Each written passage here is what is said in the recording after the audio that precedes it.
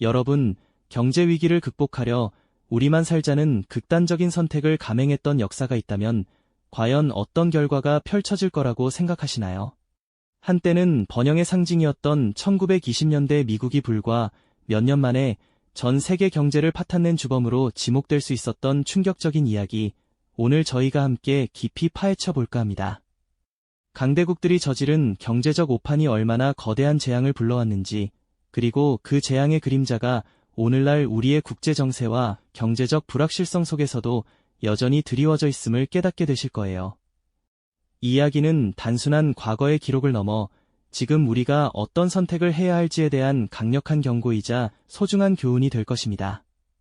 1920년대 미국은 그야말로 광란의 20년대라 불릴 만큼 화려하고 눈부신 번영을 누렸습니다. 재즈 선율이 도시를 가득 채우고 자동차와 라디오 같은 신기술이 일상 깊숙이 파고들었죠. 뉴욕의 월스트리트는 활기 넘치는 에너지로 가득했고 주식시장은 끝없이 치솟아 마치 황금알을 낳는 거위처럼 보였습니다. 사람들은 내일은 오늘보다 더 나을 거라는 막연한 낙관론에 취해 있었고 마치 영원히 지속될 것만 같은 환상적인 호황의 시대에 살고 있었던 겁니다.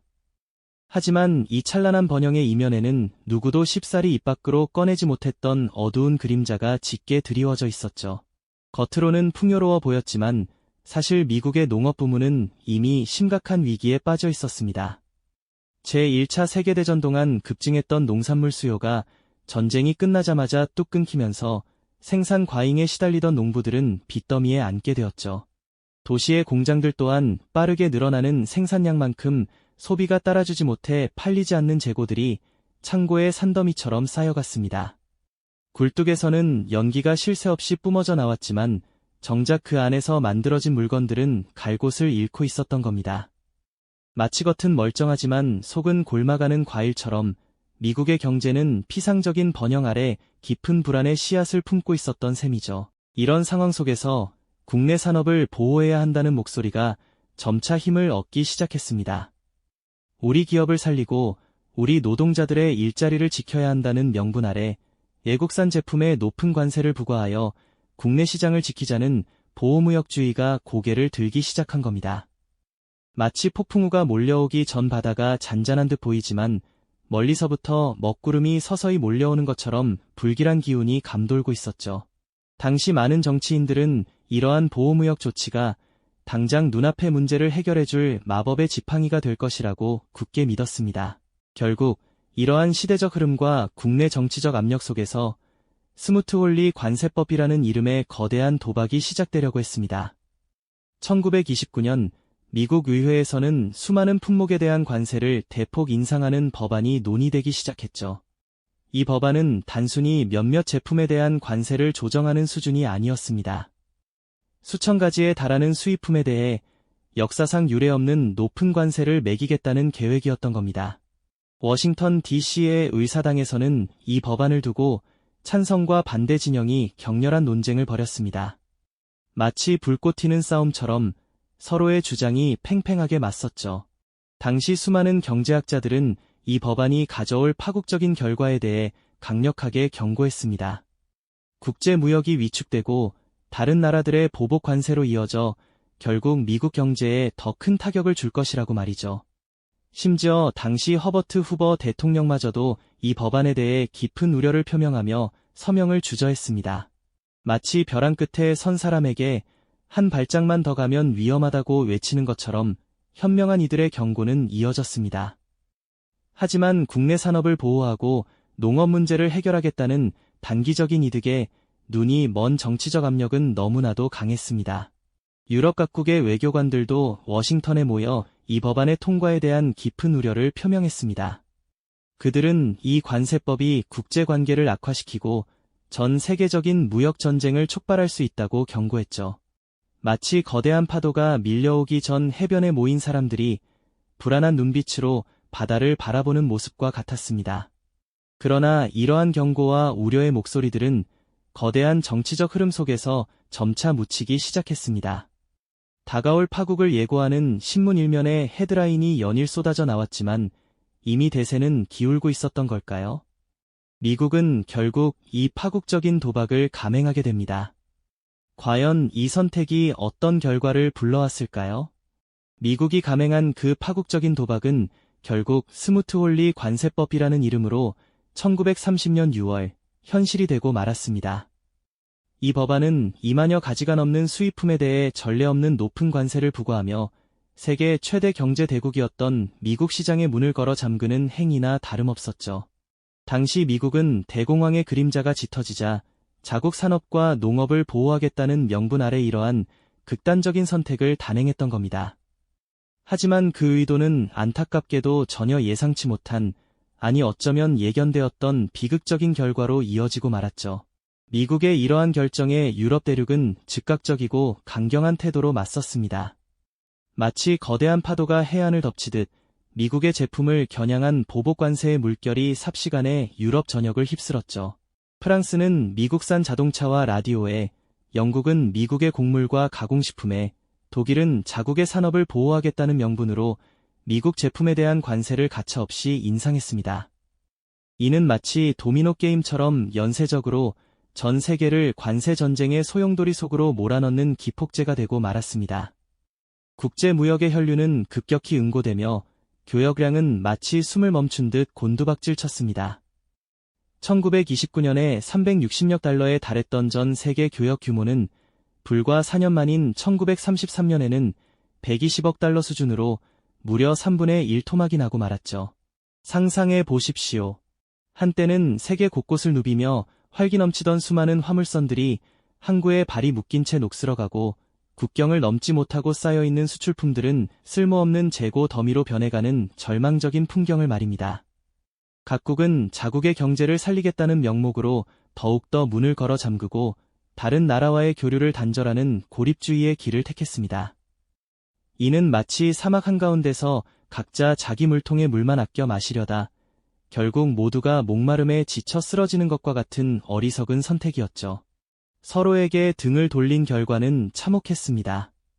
전 세계적인 경제 블록화가 심화되면서 국가 간의 신뢰는 바닥으로 떨어지고 국제협력의 기반마저 송두리째 흔들리기 시작했습니다. 이러한 고립과 보복의 악순환 속에서 대공황의 그림자는 더욱 짙어졌습니다. 공장들은 문을 닫고 농부들은 애써 키운 작물을 헐값에 팔거나 아예 버려야 하는 상황에 처했습니다. 길거리에는 하루아침에 일자리를 잃고 가족을 부양할 길마저 막막해진 수많은 실업자들이 쏟아져 나왔죠. 그들의 절망 어린 얼굴에는 미래에 대한 어떠한 희망도 찾아볼 수 없었습니다. 경제 지표가 보여주는 숫자를 넘어 사람들의 삶이 송두리째 파괴되는 비극이었습니다. 유럽 각국의 언론은 미국의 스무트홀리 관세법을 연일 맹렬히 비난하는 헤드라인과 논평을 쏟아냈습니다. 미국의 이기적인 정책이 전 세계를 나락으로 밀어넣었다. 세계 경제의 암적 존재와 같은 격렬한 표현들이 지면을 장식했죠. 한때 번영의 상징이자 세계 경제를 이끌던 미국은 불과 몇 년 만에 전 세계적인 비난의 화살을 받는 처지가 되고 만 것입니다. 이는 경제적 선택이 단순히 한 국가의 문제를 넘어 전 인류의 운명에 얼마나 지대한 영향을 미칠 수 있는지를 여실히 보여주는 비극적인 증거이기도 했습니다. 결국 미국이 자국을 보호하기 위해 선택했던 극단적인 관세 정책은 오히려 전 세계 경제를 더욱 깊은 수렁으로 빠뜨리는 촉매제가 되었고 그 결과는 고스란히 미국 자신에게도 되돌아왔습니다. 이른바 모두가 패자가 되는 게임이 시작된 것이죠.